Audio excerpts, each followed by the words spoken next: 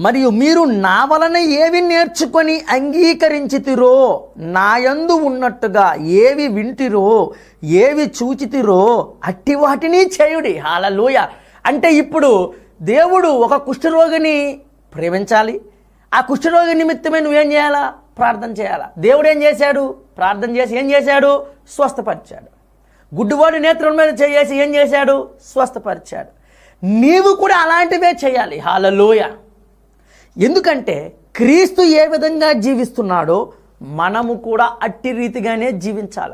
క్రీస్తు ఏమి చేశాడో నీవు కూడా అలాగే చేయాలా. హల్లెలూయా. అది దేవుడు చేశాడు, నేను చేయలేను, నాకంత సీన్ లేదు, నాకంత సామర్థ్యం లేదు, అబ్బే మనతో కాదు. నో, కాదు. సర్వము సమస్తమును చేయగలిగిన ఆ గొప్ప దేవుడు, మన తండ్రి అయిన ప్రభువైన యేసుక్రీస్తు వారు నీలోను ఉన్నారని నువ్వు నమ్మితే, విశ్వాసముతో నీవు కూడా అట్టి కార్యాలను, అట్టి సూచక క్రియలను, అట్టి అద్భుతములను, మహత్కార్యములు కూడాను నీవు చేయాలి అని ఈ వాక్యము ద్వారా దేవుడు మనకి చెప్తున్నాడు. హల్లెలూయా.